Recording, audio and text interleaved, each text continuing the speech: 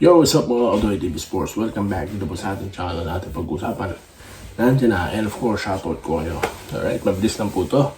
Sana po makapag-follow and subscribe kayo sa mga existing followers and subscribers. Like na lang po mga boss. Alright, okay. So, Jimmy Alapag, alright, is a world-class NBA coach. O, diba? Kitang-kita naman ngayon sa kartada nila, ha? 4-0 mga boss. Okay. So, ngayon, sila pa lang or sila na lang ang kupo ng walang talo. Okay, kasi nga San Miguel talaga nahirapan sa kanila. Alright, pinahabol-habol lang sila. Katulad po na nangyari sa Barangay Ginebra, di po ba? Okay, so ang ganda po kasi ng composition ng team na ito. Lalo na nung nagkaroon sila ng trade, di ba? Nung na-acquire nila ito si Sean Winston. Okay, he's a good perimeter shooter. Then at the same time, Bolik, di ba? Yung kanilang shooter din po dyan sa NLEX. Bago hawakan nila pag yan, they are the leading team. Okay? So ngayon, experience ang dinadala dito. Leadership ni Jimmy Alapag. Kaya nga mukha pong maganda ang future netong NLEX, no? Taliwas dito sa TNT. Tama po bang sabihin ko na mother ball club nila yan? Okay? So they don't intend to replace their import anymore because RSJ is reported to be back, no? So I think they are just waiting for RSJ. Okay? From the meantime, since maganda naman yung NLEX, I think that's what it is, no? Okay? Under one umbrella lang naman yan. Okay? So, masusubukan pa ulit ang ang NLEX, okay, sa kanilang susunod na mga laban. So, isang team to watch po talaga itong NLEX Road Warriors, mga boss. Okay? So, dito na tayo sa Barangay Ginebra naman, no? Na sinabi ko po kanina sa ating live session na for me lang naman, parang na-outcoach dito si Coach Tincon. Kasi nga, alam nyo na, para sa akin na, nasa demeanor din siguro ng coach yung nagre-reflect sa mga players. Kasi nga, nakita natin na sa rain or shine, hindi ka pwedeng patulog-tulog dyan. Dahil talagang gigisingin ka ng mga alam nyo na, gigisingin kayo dyan ni Coach Kengiao. Kaya kita nyo po ang kanilang mga players. Hindi nag-aaksaya ng ball possession. Talaga pong every play, every possession is counts. Di po ba? May magandang resulta. I don't see Rainer Shine turn over the ball earlier. Kayo po ba? Kasi, pag sila tumira talagang wala nang hesitation Talagang titira sila. Kasi part of the play nila yon. So, of course, I think Ginebra knows this already. Ang tanong lang, bakit gano'n na naging response nila? So, sa interview ni Coach Tincon, di ba, may nabanggit siya doon about I'm not sure if it is the exact word, effort, di po ba, ng buong team. Para naman sa akin, walang confidence level yung ibang mga player parang nag-hesitate di po ba. Pero overall, I'm talking about yung mga bench na hindi nagagamit, di po ba, na parang kapag pumapasok ay lamig na lamig. Sa rain or shine, pag pumapasok parang alam na nila yung gagawin nila di po ba. Kasi nga po talagang all I can say is they're all really well guided by their coach. Kasi di ka pwede magkamali, di ba? Sigaw abutin mo doon, alam mo na, di ba, yung trademark ng coaching style nito ni Coach Kengiao. Alright, so hinahanap ko nga kanina si Kemar Carino doon, di ba? 6'9" that can can help to defend the perimeter kasi doon sila kinakana na Rainer Shine, di ba ba? pinalaro pero sandali lang. Is that enough? For me, definitely not. Diba? So, kumpiyansa po talaga ang kailangan ng players. Para sa akin, yan po ang kulang sa Ginebra. Diba? Aparrientos sa bibitawan ng bola. Ano bang kailangan dito ng Ginebra? Dapat tapatan nila yung depensang ginagawa sa kanila. Diba? Kung sila ay hinaharas-harasin din nila, kung sila pinipress-ipress din nila. Ganoon lang naman yun.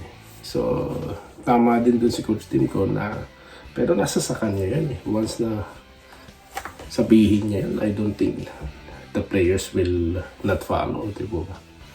So, it is what it is. Talo is talo. Alright, bawi na lang sa susunod yung mga natalong koponan mamaya. Alright, shoutout po tayo.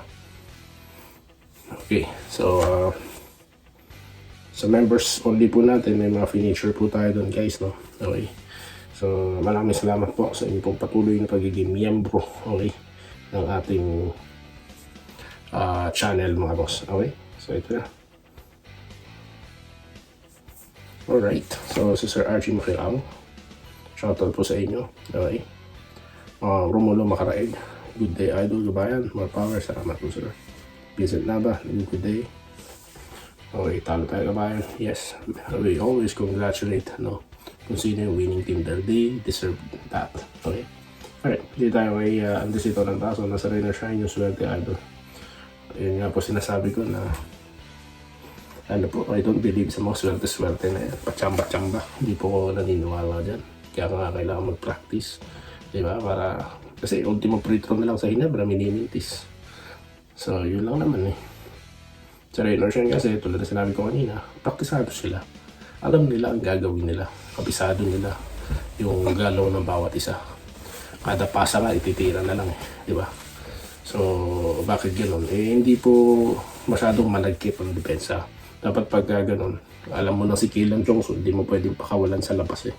Diba? Siguro si Riley lang hindi nakakilala sa kanya. Pero the rest of parang kay Ginebra players should know that. Diba? Bakit sa Raynor Shine, all the shot are contested? Diba? So wala pong, di po ako naniniwala sa mga swerte-swerte. Malas, pachamba-chamba. Talo is talo, trying ganyan. Wish na lang natin na malaking bounce back. Okay. Angela Fernandez, good morning. So yun, nakikita ko lang sa Ginebra para takot lang tumira. Kahit libre. Yun ang sinasabi ko na kanina. No? Na kumpara mo sa Raynor Shine, no hesitation yung mga players. Titira talaga yan. Kasi pain nila yun eh. Tsaka talagang binigyan sila ng kumpiyansa ni coach. Halos lahat sa kanila nakakalaro eh. Eh yung may mga potential sana sa Ginebra. Eh, Coach Tim Cone is always relying on his old type of play, old type of rotation. Kaya basang-basa na. Diba? Kaya ang gagawin nila, yan, haharasin nila yung player. Kasi walang kumpiyansa eh. Makikita mo pag pumapasok yung mukha, nervyoso. Diba? Takot pagkamali, gano'n. Sa Raynor Shine, hindi eh. Diba? Ang laki na pagkakaiba. Don't tell me mas malakas ang mga players ng Raynor Shine kaysa sa Ginebra. I don't think so. They are really orchestrating. They are really, what do you call that? Implementing, no? Executing yung kanilang play. Kasi sabi ko nga, matagal na nila itong pinagandaan na nila talaga yung Ginebra. No, sa Ginebra, there's no excuse. Thompson, tsaka Brownlee. Cut that thing. Kasi kaya ka may kompletong roster eh. Diba? Nagpakita naman si Abis, nagpakita naman si Carino. Nilabas nga lang. Dapat kay Carino, he deserve, no, yung early play spot or that playing time. Kaso may Isaac Go pa. Rebound na bola, nabibitawan pa. So how can you win against Raynor Shine na buo ang loob ng mga player? Diba? Wala nga 6'9" yan mga yan. So ganun lang naman. Kung pag umaatake talagang solid. Parientos, nawawala yung bola. So how can you win? Diba? So don't blame or mag-reason out na wala yung mga player.